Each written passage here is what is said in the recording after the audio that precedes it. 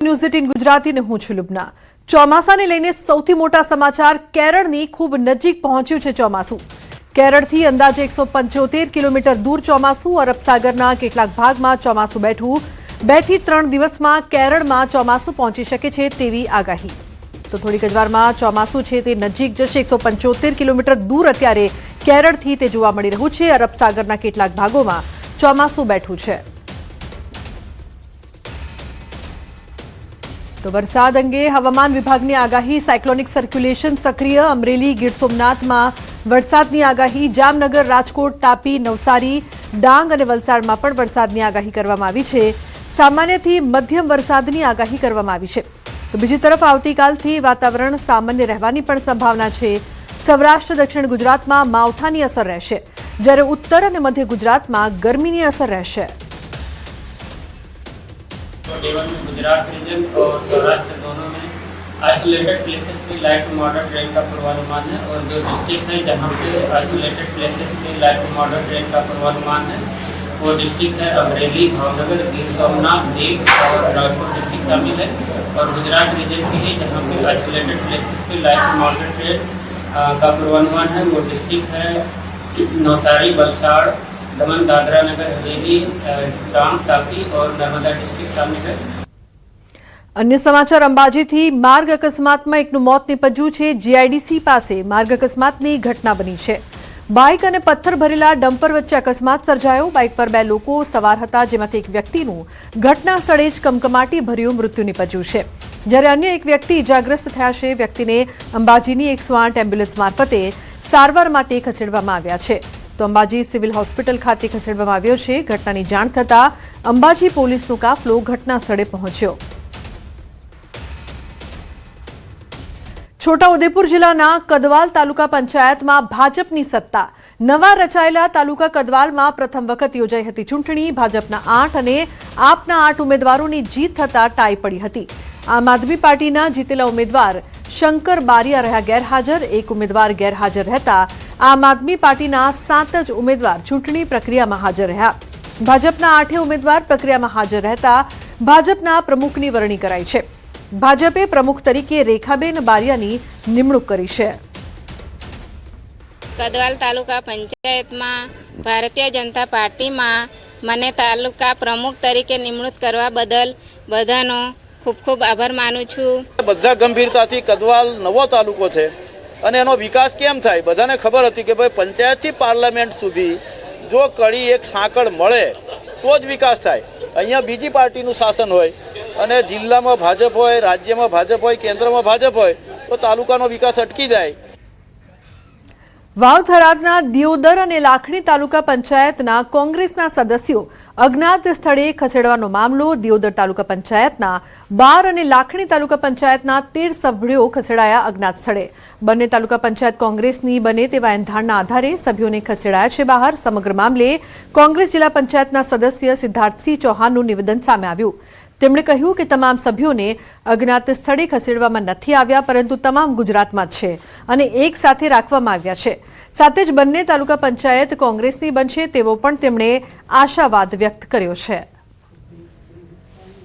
કોઈ અજ્ઞાત સ્થળે નથી મૂકવામાં આવ્યા। દિયોદર વિધાનસભાની અંદર 2 તાલુકા આવે છે, દિયોદર અને લાખણી। બંને તાલુકા પંચાયતના જે પ્રમુખો છે એના માટેની ચૂંટણી 25 તારીખે છે અને લાખણીની અંદર 13 સભ્યો કોંગ્રેસ પાર્ટીના છે અને દિયોદરની અંદર 12 સભ્યો છે। ત્યારે 25 તારીખે બંને જગ્યાએ કોંગ્રેસના પ્રમુખો બેસવાના છે। બંને તાલુકાના સભ્યો એ એક સાથે રહી શકે। બંને તાલુકા પંચાયતો જ્યારે બને કોંગ્રેસની ત્યારે સાથે કોર્ડિનેટ કરીને પ્રજાના કેવી રીતે કામ કરી શકીએ એટલા માટે એકબીજાનો પરિચય થાય। અલગ અલગ વિસ્તારોમાંથી જીતેલા હોય, બધા જ નવા સભ્યો છે, ફ્રેશ છે। તાપીની વ્યારા અને ઉકાઈ તાલુકા પંચાયતમાં કોંગ્રેસના પ્રમુખ ઉપપ્રમુખની વરણી થઈ છે। વ્યારા તાલુકા પંચાયતમાં પ્રમુખ તરીકે વૃક્ષાબેન ગામિત અને ઉપપ્રમુખ તરીકે ધર્મેશ ચૌધરીની વરણી કરવામાં આવી છે, જ્યારે ઉકાઈ તાલુકા પંચાયતમાં કોંગ્રેસ અને આમ આદમી પાર્ટીના સહયોગથી હોદ્દેદારોની પસંદગી થઈ છે, જેમાં કોંગ્રેસના હિનાબેન પ્રમુખ તરીકે અને આમ આદમી પાર્ટીના સભ્ય ભાવનાબેન રામરાજે ઉપપ્રમુખ તરીકે ચૂંટાયા છે। નવનિર્મિત ઉકાઈ તાલુકો છે, ઉકાઈ તાલુકામાં અમે આમ આદમી પાર્ટીના સહયોગથી હિનાબેન જે ધજાંબા બેઠક પરથી જીત્યા છે એ ઉકાઈ તાલુકાના પ્રથમ તાલુકા પંચાયતના પ્રમુખ બન્યા છે અને આમ આદમી પાર્ટીના અમારા સહયોગી બેન એ ઉપપ્રમુખ તરીકે એમની પણ વરણી થઈ છે. આમ તાપી જિલ્લામાં 2 તાલુકા પંચાયતમાં આજે કોંગ્રેસનું શાસન સ્થપાઈ ચૂક્યું છે.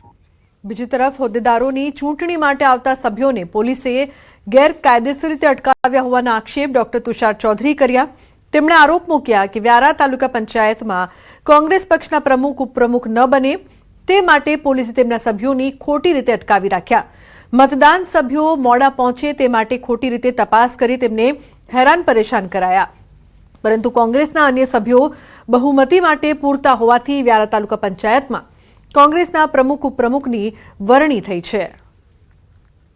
અને અમે ત્યાંથી જ્યારે ગંગાધારથી નીકળ્યા ત્યારે પણ આમ કોઈ દિવસ જનરલી ચેકિંગ હોતું નથી, પણ આજે બાજીપુરા જે આઉટ ચેકપોસ્ટ બનાવેલી છે ત્યાં આજે મોટા પોલીસોનો કાફલો ટ્રાફિક પોલીસનો ત્યાં હાજર હતો અને બધા વાહનોને ફરજિયાત રોકીને ટ્રાફિક જામ કરાવી દીધો, જેથી કરીને અમે ટ્રાફિક જામમાં અમે નીકળી ના શકીએ. એમ એન કેન પ્રકારે એ લોકોએ કોંગ્રેસના ઉપપ્રમુખને પ્રમુખ ના બને એ રોકવાનો પ્રયત્ન કર્યો છે. પણ લોકો અમારી સાથે છે, સત્યનો વિજય થયો છે, સત્ય આજે જીત્યું છે અને ભારતીય જનતા પાર્ટીએ જે કાવા દાવા કર્યા છે એમાં એ લોકોને નિષ્ફળતા મળી છે. તો મોરબી જિલ્લા પંચાયતની ચૂંટણીના પરિણામો બાદ પ્રમુખ અને ઉપપ્રમુખની વરણી પ્રક્રિયામાં રસપ્રદ રાજકીય ઘટનાક્રમ જોવા મળ્યો છે. જિલ્લા પંચાયતમાં ભાજપ પાસે સ્પષ્ટ બહુમતી હોવા છતાં અનામતના સમીકરણોના કારણે કોંગ્રેસ પાર્ટીને મોટો ફાયદો થયો છે. એસટી અનામત બેઠક માટે નેકનામ સીટ પરથી ચૂંટાયેલા કોંગ્રેસના મહિલા સદસ્ય ગીતાબેન દુબરિયા દ્વારા જ પ્રમુખ પદ માટે એકમાત્ર ફોર્મ ભરવામાં આવ્યું હતું. તેમની સામે અન્ય કોઈ એસટી દાવેદાર ન હોવાથી તેઓ જિલ્લા પંચાયતના પ્રમુખ તરીકે બિનહરીફ ચૂંટાઈ આવ્યા છે. પ્રથમ 2.5 વર્ષ માટે પ્રમુખ પદ કોંગ્રેસના ફાળે ગયું છે.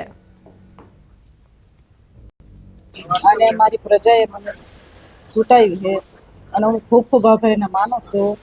અને પંકજ ગજરાએ મારા ખૂબ મહેનત કરી છે, એનો બી આભાર માનું છું. અને આગળ હું કામ કરીશ, સારું કામ કરીશ, બસ એ જ મારી કેવા કામ કરવાનું.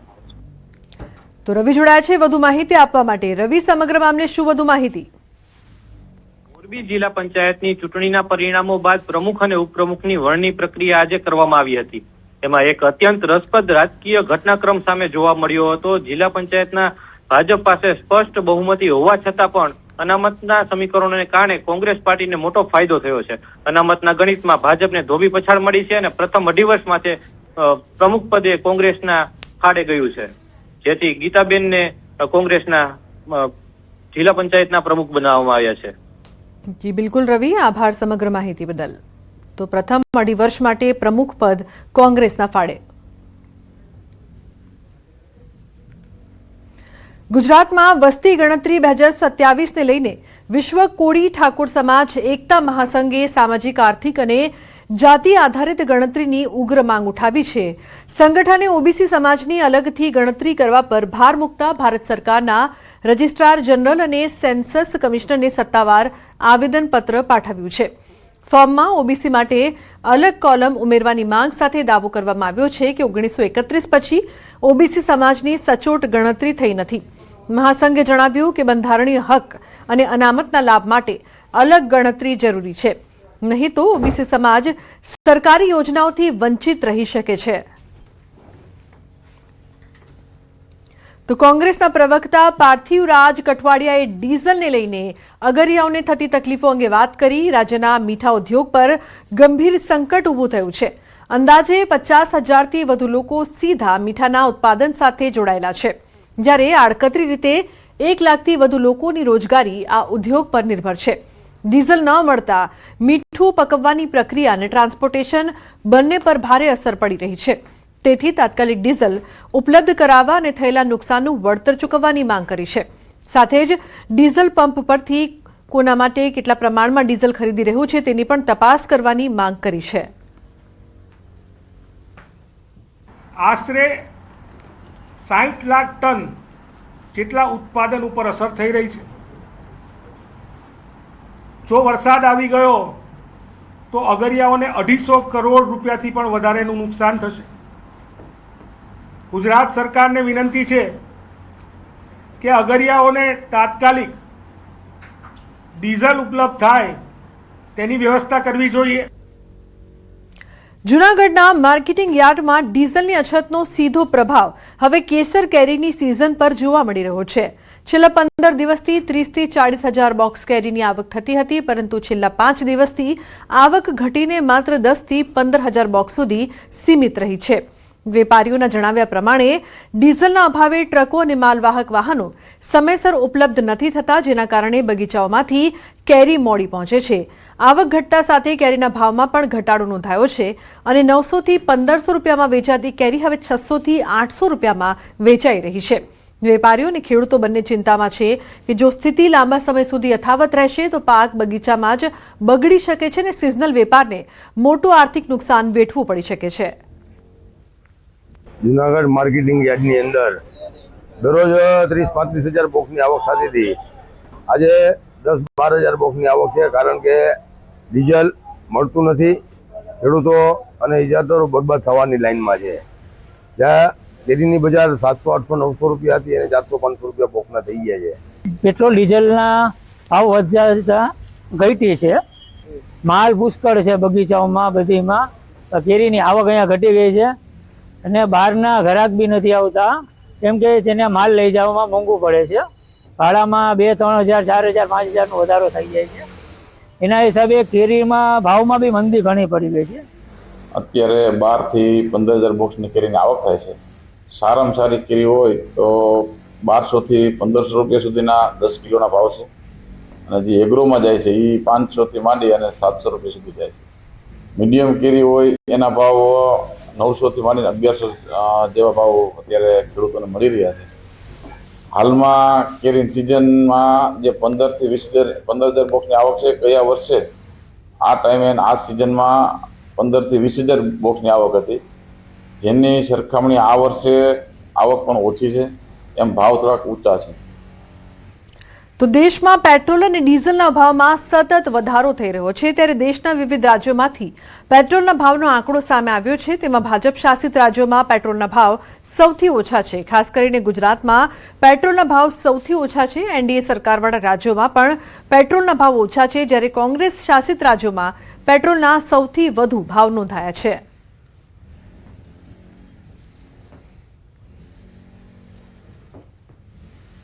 તો હાલ અફવાઓના કારણે કેટલાક પેટ્રોલ પંપ પર પેટ્રોલ અને ડીઝલનો જથ્થો પ્રભાવિત થઈ રહ્યો છે. અફવાથી ગભરાઈને કેટલાક લોકો પેટ્રોલ પંપ પર દોટ મૂકીને વધારે પડતી ખરીદી કરી રહ્યા છે, જેના કારણે પુરવઠાને અસર થતા ખરેખર જરૂર છે એવા લોકોને પેટ્રોલ ડીઝલ મેળવવામાં મુશ્કેલી ઊભી થઈ રહી છે. આવી સ્થિતિ ન સર્જાય એ માટે જ પ્રધાનમંત્રી નરેન્દ્ર મોદી દ્વારા દેશવાસીઓને પેટ્રોલ ડીઝલનો કરકસરપૂર્વક ઉપયોગ કરવાની અપીલ કરવામાં આવી છે, જેને સારો પ્રતિસાદ પણ મળી રહ્યો છે. આવનારા દિવસોમાં યુદ્ધની સ્થિતિના કારણે વધારે મુશ્કેલી વેઠવાનો વારો ન આવે એ માટે આપણે સૌએ પેટ્રોલ, ડીઝલ અને એલપીજીનો શક્ય એટલો ઓછો ઉપયોગ કરવો જોઈએ. પ્રધાનમંત્રી મોદીની અપીલને ગંભીરતાથી લઈને જો ઈંધણ બચાવવામાં આવે તો હાલની પરિસ્થિતિનો અસરકારક રીતે સામનો કરી શકાશે. સુરતમાં હવે લોકો પેટ્રોલ અને ડીઝલના વધતા ખર્ચથી બચવા માટે મોટી સંખ્યામાં ઇલેક્ટ્રિક વાહનો તરફ વળી રહ્યા છે. શહેરમાં ગત વર્ષની સરખામણીએ ચાલુ વર્ષે ઇલેક્ટ્રિક વાહનોની ખરીદીમાં 100%થી વધુનો ઉછાળો નોંધાયો છે. એપ્રિલ 2025 દરમિયાન સુરતમાં કુલ 987 ઇલેક્ટ્રિક વાહનોની ખરીદી થઈ હતી, જ્યારે એપ્રિલ 2026માં આ આંકડો વધીને 2011 સુધી પહોંચી ગયો છે. સરકારની ગ્રીન એનર્જી નીતિઓ, ઓછી ઓપરેશનલ કિંમત અને પર્યાવરણ પ્રત્યે વધતી જાગૃતિને કારણે લોકો ઈવી તરફ આકર્ષાઈ રહ્યા છે. હાલ પેટ્રોલ ડીઝલ વાહનો પર વધુ ટેક્સ લાગે છે, જ્યારે ઇલેક્ટ્રિક વાહનો પર માત્ર 1% જેટલો ટેક્સ હોવાથી ખરીદદારોને મોટી રાહત મળી રહી છે. ખાસ કરીને ઇલેક્ટ્રિક સ્કૂટર, બાઇક અને કોમ્પેક્ટ કારની માંગમાં જબરદસ્ત વધારો નોંધાયો છે. આપણે પેટ્રોલ ડીઝલની અંદર 6% આપણે આરટીઓ ભરતા હતા, એની સામે ઈવીમાં તમારે 1% આરટીઓ ભરવાનો છે. પ્લસ આપણે સુરત મ્યુનિસિપલ કોર્પોરેશન ભરવાનું આવતું હતું 3.5% ટેક્સ. એની જગ્યાએ તમે ઈવી લેશો કોઈ પણ ગાડી, તો ઈવીની અંદર તમારે 1 પણ રૂપિયો ભરવાનો નથી આવતો. તો આ પણ એમને બેનિફિટ મળી રહ્યો છે કે આજે જે આપણે કરતા તે નહીં. પ્લસ તમને ખ્યાલ હશે કે આપણે જે ગાડીઓ લઈએ છીએ પેટ્રોલ ડીઝલ, એમાં આપણે 28% અને 45% આપણે જીએસટી ભરતા હતા. તમે કોઈ પણ ઈવી લઈ લો, એમાં તમને ખાલી 5% જીએસટી પેડઅપ કરવાનું રહેશે. એટલે બધી જગ્યાથી એમને આ ફાયદો મળી રહ્યો છે. સુરત જિલ્લા છે એમાં ઇલેક્ટ્રિક વ્હીકલોની જે રજિસ્ટ્રેશનની સંખ્યામાં છે એ નોંધપાત્ર વધારો જોવા મળ્યો છે. ગત વર્ષે જે એપ્રિલ 2025માં આપણે ટોટલ ઇલેક્ટ્રિક વ્હીકલ હતા એ 987 વ્હીકલ રજિસ્ટર્ડ થયેલા હતા. એની સામે એપ્રિલ 2026માં કુલ 2011 વ્હીકલ રજિસ્ટર્ડ થયા છે.